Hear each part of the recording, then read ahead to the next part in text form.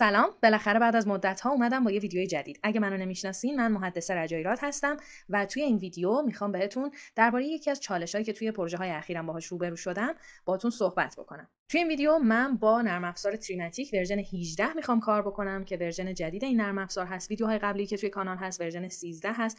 البته تمام اون کارها رو شما اینجا هم میتونید تکرار بکنید، اما خب به هر حال این ورژن یه سری ویژگی‌های بیشتری رو در اختیار ما قرار میده. آموزش کامل سطح مقدماتیش هم توی وبسایت فرادرس در اختیارتون قرار گرفته.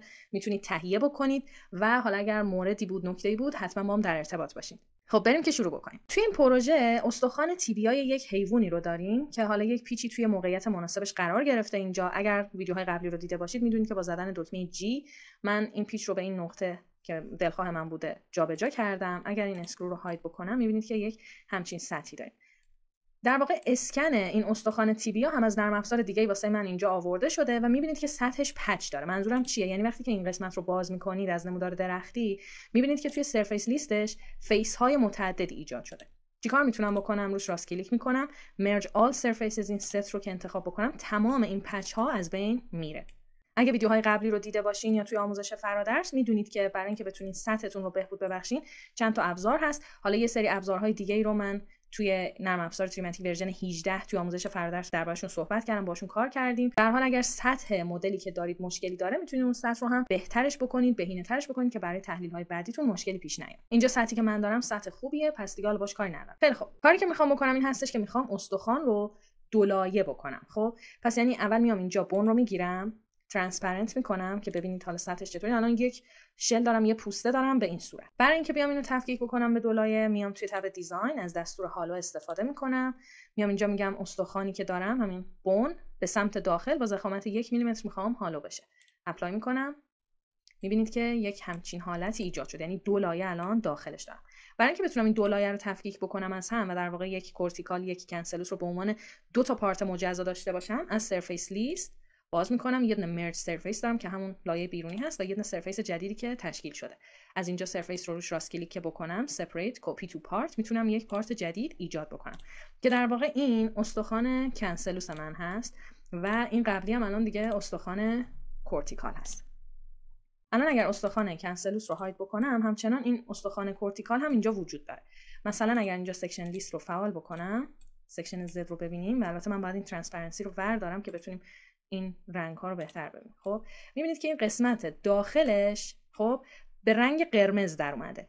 بعضی وقتا شاید شما حالا تو دستورهای مختلفی که استفاده میکنید به این صورت بشه که سطح اینجا، یعنی این قسمت داخلی به رنگ قرمز در بیاد. خب اون قسمت رو داره داخل فرض میکنه. پس زمانی که شما میخواید مش حجمی بزنید، والیوم مش بزنید توی این قسمت، خب میاد اون قسمتی که قرمز هست رو توپر میکنه. خب یعنی قسمت داخلش در نظر میگیره. آیا ممکنه حالا وقتی کارهای دیگه میخواین انجام بدین مشکلاتی واسهتون ایجاد بکنه؟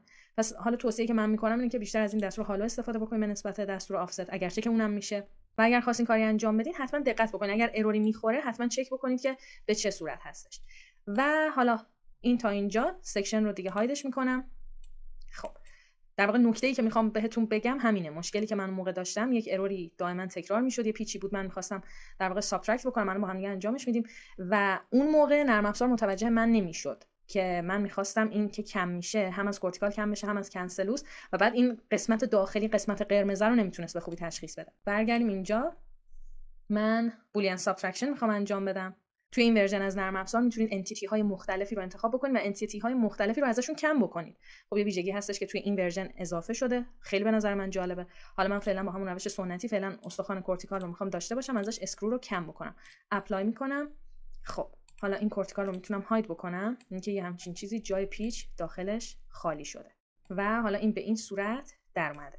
اگر من این قسمت رو بخوام ترانسپرنت بکنم، در واقع داخلش رو ببینیم که یه همچین حالتی ایجاد شده که این قسمت داخل استخوان کورتیکال است. خب و سکشنش رو هم که فعال بکنم میبینید که دوباره البته باید ترانسپرنسی رو برداریم، به این صورت این قسمت داخل، یعنی حتی پشت این پیچه هم همون قسمتی هستش که مش خواهد خورد ولی این قسمت دیگه مش نمیخوره قسمت داخلش. خیلی خب بریم حالا همین کارو یک بار دیگه برای استخوان کنسلوس انجام بدیم. توی این قسمت استخوان کنسلوس و اسکرو رو میذارم اینجا، میتونم حالا اصلا اینم هایدش بکنم، اپلای میکنم. بله استخوان کنسلوس اینجا برای من تشکیل نشد.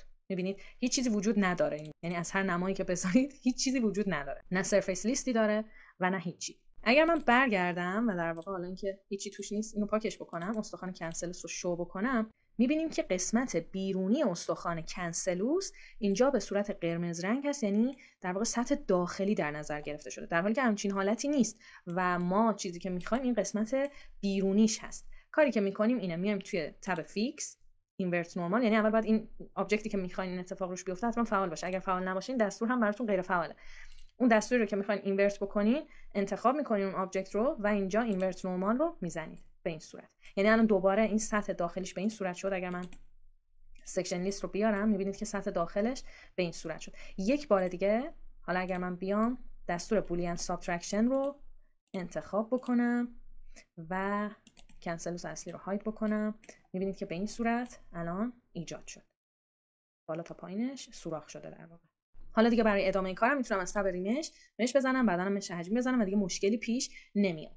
موقعی که من داشتم کار میکردم مشکلی که پیش میومد دقیقاً برعکس برای استخوان کورتیکال پیش میومد. به چه صورت؟ یعنی وقتی که من پیچ رو ازش سابترکت میکردم، اون لایه داخلی که باید میبود، یعنی اگر من اینجا حالا بهتون نشون بدم، اینو هایدش میکنم، این قسمت، یعنی اینجا این قسمتی که مربوط به استخوان کنسلوس بود ازش حذف میشد و دیگه هیچی نبود، یعنی یک لایه میشد، اینجا یه تیکه میموند که کامل، یعنی کامل پیچ رو پوشش میداد و اینجا میموند.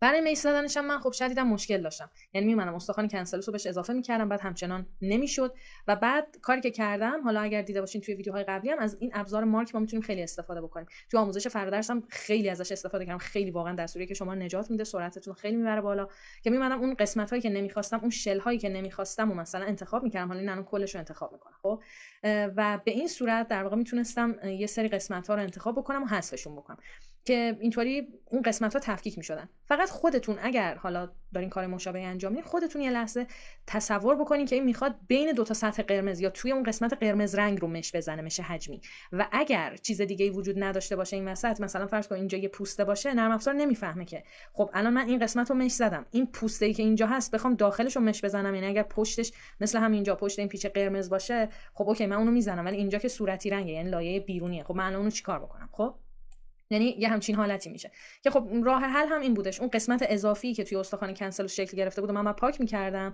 و اینجا هم دو تا لایه بسته شده بود، خب اون قسمت رو هم باید انتخاب میکردم و پاکش میکردم به صورت دستی، که میتونین حالا اینجا از ابزارهای مختلفی که توی مارک وجود داره استفاده بکنین. ولی در کل چیزی که میخواستم بهتون یاد بدم این بودش که حتما حواستون به این نرمال بودن ها باشه، اون سطحی که به نظر نرم افزار سطح داخلی هست و بین اون قسمت قرار مش حجمی بخوره، سطح قرمز رنگ هست، سطح رنگی سطح بیرونی هست.